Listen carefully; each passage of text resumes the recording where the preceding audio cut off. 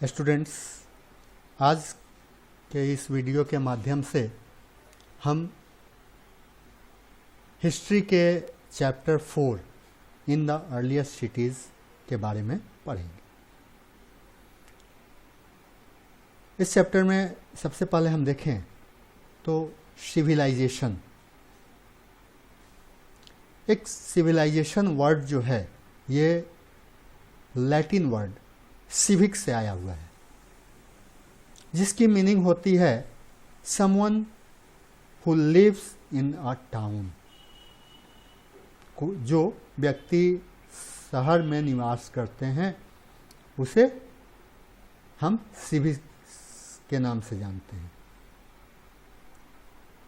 और वो पीपल जो शहरों में निवास करते हैं वो जब एक ग्रुप के साथ ऑर्गेनाइज्ड वे में रहने लगते हैं, एक ग्रुप के साथ ये निवास करते हैं, तो इस ग्रुप को हम लोग सिविक के नाम से कहेंगे या सिविलाइज्ड कहेंगे। और इसी ग्रुप को सिविलाइजेशन भी या सिविलाइजेशन कहा जा सकता है। अधिकतर सिविलाइजेशंस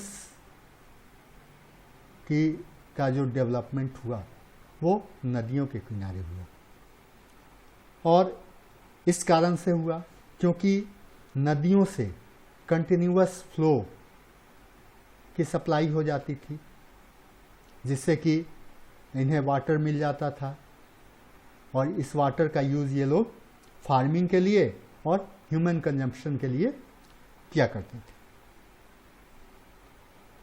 उसके साथ ही साथ अगर इन्हें कहीं जाना होता था तो ये नदियों का सहारा लेते थे, यानी कि वाटर के रास्ते से, पानी के रास्ते से ये लोग कहीं आ जा भी सकते थे। फार्मिंग के लिए ये सिंचाई के रूप में पानी का यूज़ किया करते थे, और भी डेली का जो इनका यूज़ होता था वो ज़रूरतें भी नदियों से पूरी हो जाती थी।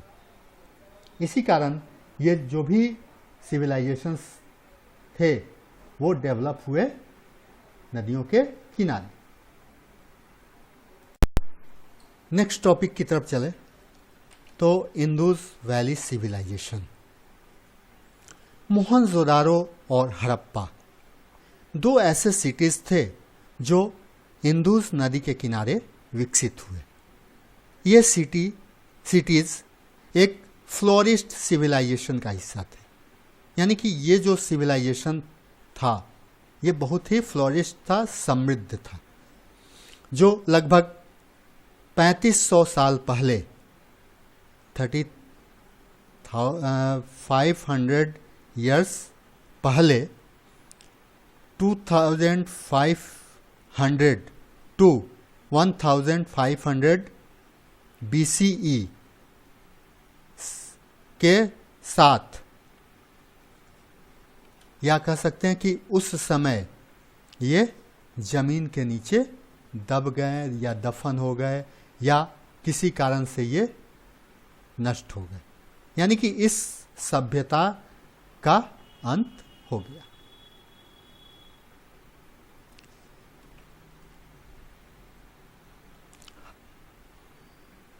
हजारों वर्ष के बाद 1921 में पहले हड़प्पा शहर की खुदाई की गई।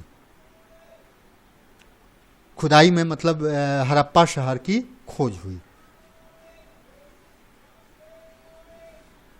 बाद में कई और शहरों की भी खोज की गई। जैसे जैसे खुदाई होती गई और भी शहर मिलते गए।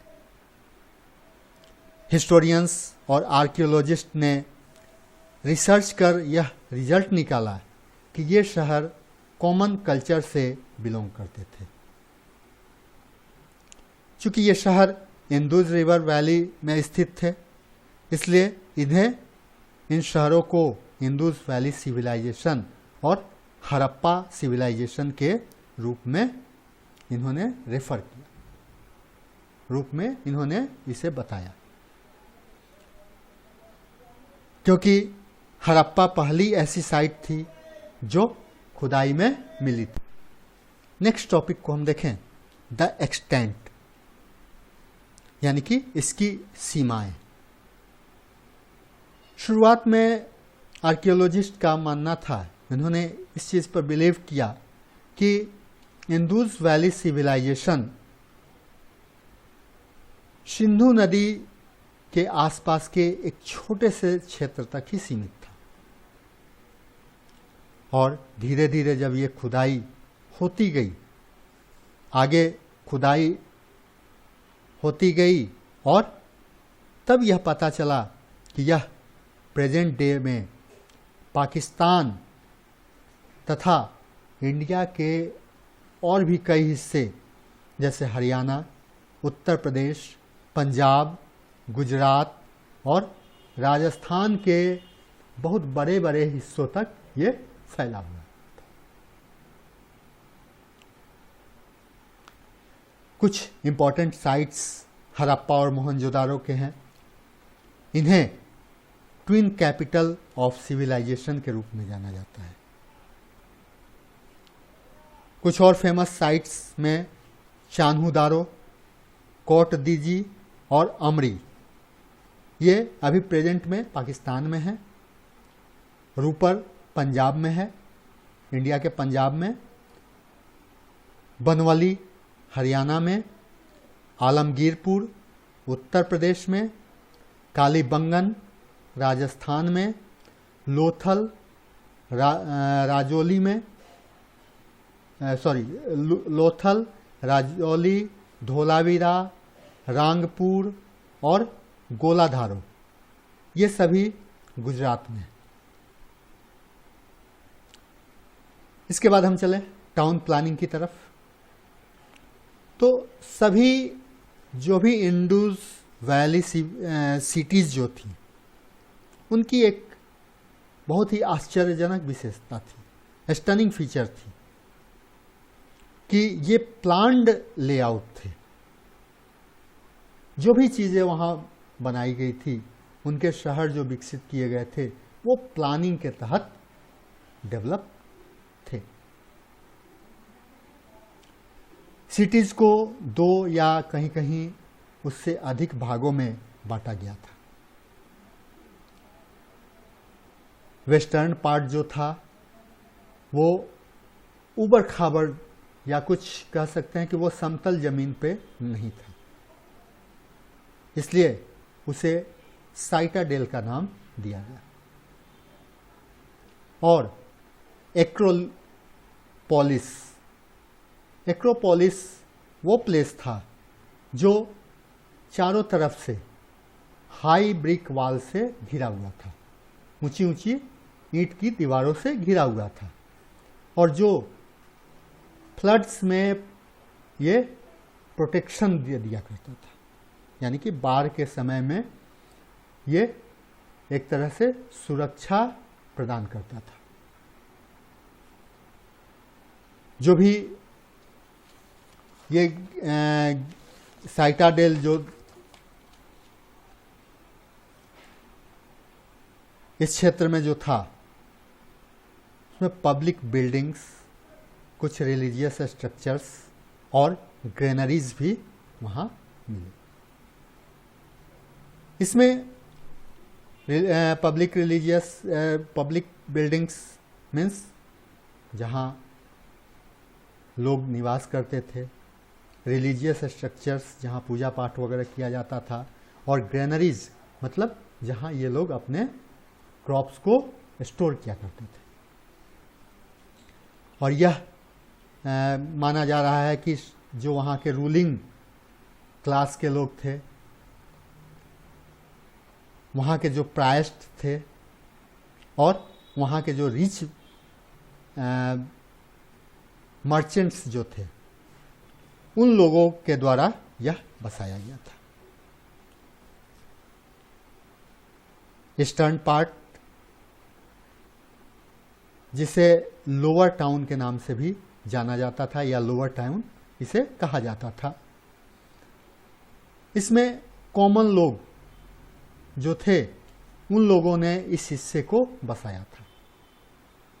सड़क को एक ग्रिड पैटर्न के रूप में बनाया गया था। सड़क के साथ साथ जो भी स्ट्रीट्स जो थी उनके साथ साथ बाइलेन भी बनाए गए थे, जो कि एक दूसरे को राइट एंगल्स पे काटते थे या राइट एंगल्स पे एक दूसरे को क्रॉस करते थे। और शहर के जो भी शहर जो था वो रेक्टेंगुलर बॉक्स के रूप में ये विभाजित था, यानी कि चारों तरफ से सड़कें हो जाती थी और बीच में ये इनका शहर होता था। साइटाडेल, द साइटाडेल। तो कुछ शहरों में साइटाडेल जो था वो एक विशेष स्पेशल बिल्डिंग जो कंस्ट्रक्ट किया गया था। एग्जाम्पल वो एरिया था जहाँ पे कुछ विशेष यानी कि स्पेशल बिल्डिंग्स को कंस्ट्रक्ट किया गया था, कंस्ट्रक्शन हुआ था। उसमें एग्जाम्पल में देखें तो मोहनजोदारो, आर्कियोलॉजिस्ट ने वहाँ एक बहुत बड़े टैंक की खोज की जिसे ग्रेट बाथ कहा जाता है। और ये ग्रेट बाथ ब्रिक्स और मोर्टार के लेयर्स के साथ बने हुए थे। इसमें नेचुरल तार, जिसे बिटुमेन के नाम से जाना जाता है, उसका यूज किया गया और जिसके कारण बिटुमेन की ऐसी लेयर्स वहाँ लगा दी जाती थी जिससे कि वो वाटर टाइट हो जाता था और जो टैंक था वो वाटर टाइट हो जाता था। यहाँ टैंक के चारों तरफ रूम्स बने हुए थे और ग्रेट बाथ के उत्तरी और दक्षिणी छोर में जो भी बेक्ड ब्रिक्स होते थे, उन बेक्ड ब्रिक्स से यानी कि नॉर्दर्न और साउदर्न एंड जो था वहाँ पे ग्रेट बाथ के बेक्ड ब्रिक से टैंक तक जाने के लिए स्टेयर्स बने हुए थे। स्टेयर्स का निर्माण किया गया था।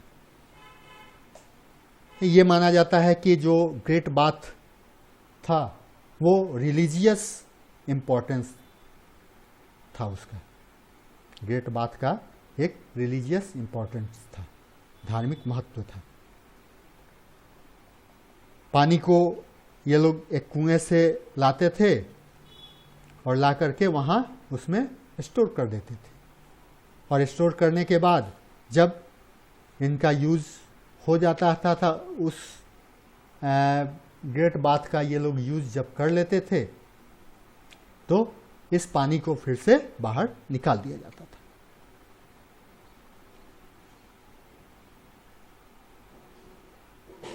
लोथल में लोथल, मोहनजोदारो और हड़प्पा में ग्रेनरीज भी पाए गए।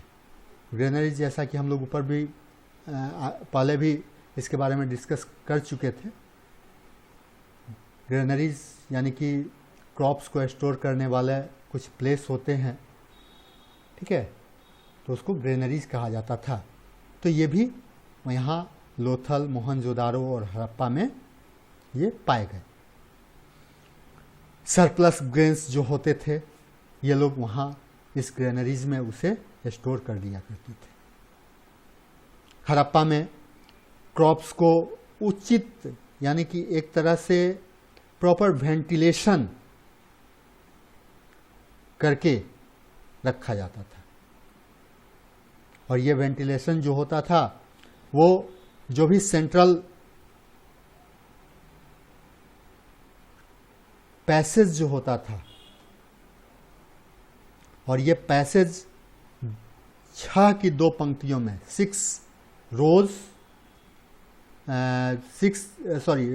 रोज और में होता था और इसमें 6 पार्ट होते थे। इस रूप से ये अरेंज किया हुआ रहता था। जो भी क्रॉप्स होते थे उनकी थ्रेशिंग के लिए ये लोग एक सर्कुलर वर्किंग प्लेटफॉर्म का यूज करते थे जो वहां बनाया गया था। ग्रेनरी ज्यादातर नदियों के किनारे ये स्थित होती थी। मोहनजोदारो में जो साइटेडल एरिया था वो एक बहुत ही इम्पॉर्टेंट प्लेस था और यहाँ पे एक असेंबली हॉल या फिर टाउन हॉल को भी बनाया गया था। और ये जो भी बना हुआ था ये जिन ब्रिक्स के बने होते थे उसे बेक करके बनाया जाता था, यानी उन ईंटों को जो बनाया जाता था तो उसे पका दिया जाता था। और ये जो ईंट जो होते थे बेक्ड ब्रिक्स, इनको इन ब्रिक्स का यूज पिलर्स को बनाने के लिए किया गया। 20 पिलर्स का बना हुआ ये एक हॉल था। इस हॉल में 20 पिलर्स थे और जिसमें 4 से 5 4 और 5 4 रोज ऑफ 5 ईच, यानी कि प्रत्येक में 4 रो को बहुत अच्छे से अरेंज किया गया था।